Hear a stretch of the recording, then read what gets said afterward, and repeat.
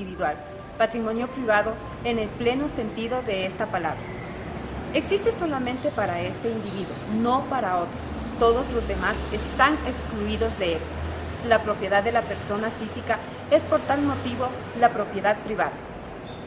Por el contrario del patrimonio de la persona jurídica, Estado, municipio, personas físicas. La personalidad del hombre comienza desde el instante que ha nacido de todo. Según el derecho actual, todo el hombre es persona o ser capaz de derechos. Y la capacidad jurídica de todos los hombres es fundamentalmente igual en el campo del derecho privado. Pero para llegar a esta situación del derecho presente, ha habido necesidad de recorrer un largo proceso evolutivo. El derecho romano representa todavía un grado muy antiguo de tal proceso. Según el derecho romano, había hombres no libres, o sea, hombres que tenían la consideración jurídica de cosas y que por lo tanto no eran capaces de tener derechos propios, sino que lo eran únicamente por ser objeto de derechos. En el derecho romano distinguimos pues tres clases de estatus o grados de capacidad jurídica, las cuales eran el status libertis, el status civitatis y el status famili. El esclavo. La esclavitud implica la negación de la personalidad y coloca a los hombres en el mismo nivel jurídico que a los animales. El esclavo es un hombre que no es jurídicamente persona, sino cosa, y se halla entregado al arbitrio de su dueño, el cual tiene sobre él la propiedad. No obstante, el esclavo le corresponde una personalidad natural, y el mismo derecho romano lo reconoció así. La legislación imperial restringió el poder del señor sobre el cuerpo del esclavo, con el objeto de liberar a estos de los abusos que con ellos se cometían y proteger a los esclavos contra la prostitución. El esclavo se hacía libre por la manumisión, es decir, por medio de un acto en que su dueño le daba libertad positivamente. Había tres clases de manumisión: el civis y el peregrino. En nuestros días, el derecho del ciudadano no tiene más importancia que la pública, para todos los efectos del sufragio, de los impuestos, etc. El derecho privado se ha disociado del público, y todo hombre es fundamentalmente igual a los demás, bajo el respeto del derecho privado. Por el contrario, en los tiempos antiguos, el derecho del ciudadano tenía un influjo decisivo en la esfera del derecho privado, y este último se hallaba en relación estrechísima con el derecho público. El derecho privado era a modo antiguo el derecho civil, el que no era aplicable más que a los ciudadanos del Estado. El derecho especial de Roma, llamado jus civili, no era un derecho para todo hombre, sino solamente para los ciudadanos romanos. Civis. El ciudadano romano, el cual goza de la capacidad plena de derecho público, él es también el único a quien corresponde la plena capacidad del derecho privado. Puede contraer matrimonio romano, hacer testamento romano, tener propiedad romana. Peregrini o peregrinos, es decir, los no ciudadanos de Roma, se hallan enteramente excluidos del goce del derecho público romano y en la misma esfera del derecho privado de Roma.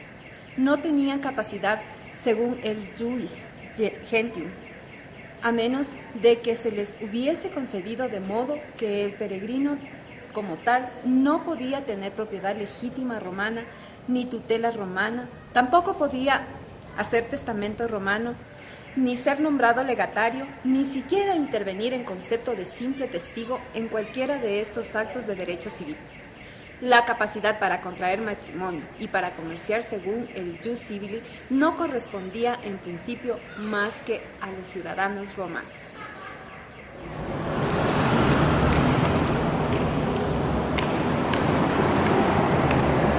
Personas jurídicas. Ideas generales del concepto moderno de persona jurídica y las bases romanas de esta categoría. Concepto moderno. Sería una persona jurídica una persona ficticia, capaz de ejercer derechos y contraer obligaciones civiles y de ser representada judicial y extrajudicialmente.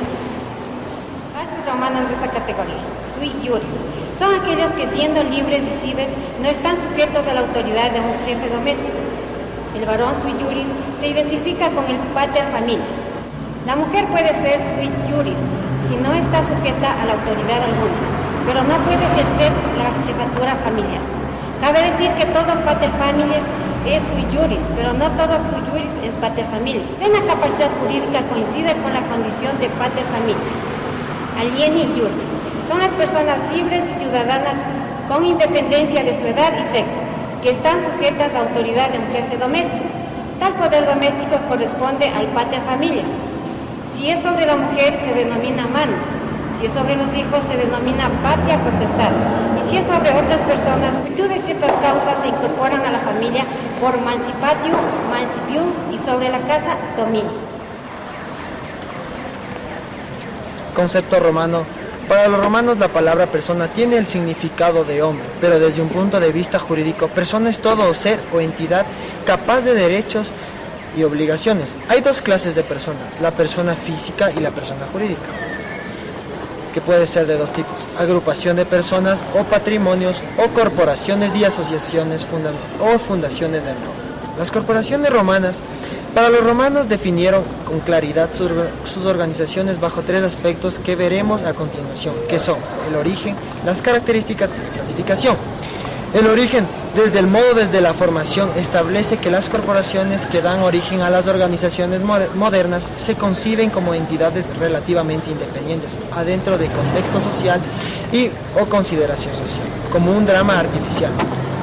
Esta idea los llevó a la definición de la persona colectiva, con derechos y obligaciones inherentes, características. Las instituciones y organizaciones romanas tenían dos características definidas: su existencia y su patrimonio. La clasificación. Las organizaciones romanas pueden ser y están divididas en públicas, como son el Estado y el municipio; semipúblicas, como son los sindicatos, las contralorías religiosas y los colegios, y en otras organizaciones de servicio romano. 3. Privadas y societas civilis, empresas para la explotación de minas y salinas en comercio utilitario o de cualquier índole. En estas corporaciones fueron muy limitadas. Ahora hablaremos un poco sobre las asociaciones romanas. Asociaciones romanas. Estudiamos el papel de la religión en las asociaciones militares romanas a partir de la documentación de la época imperial de los últimos años del siglo II y sobre todo el siglo III. Para nosotros la religión era un mecanismo de reforzamiento interno de la colegial, pero una de las finalidades, aquí nos referíamos al papel del precursor que para la imperiación de las asociaciones, así como algunos rituales o actividades en los que la colegial tenía un especial protagonismo, como son la procesión o estándares determinados del calendario militar. Al margen de las asociaciones militares de la Iuri, había entre los soldados otras asociaciones exclusivamente religiosas, como las organizaciones militares y la organización similar o el aparato religioso, si bien estas no están reguladas por el derecho militar. Para terminar, hablaremos un poco sobre las fundaciones romanas. Las llamadas fundaciones privadas romanas se han calificado en doctrina europea como formas de fundación impropia dependiente, fundación en sentido amplio y fundación indirecta, fundación familiar o el trus, constituidas en un principio de la consecución de fines o perpetuos que al menos en la práctica exceden de la vida del fundador 174. Es todo lo que podemos decir del derecho romano privado. Muchas gracias.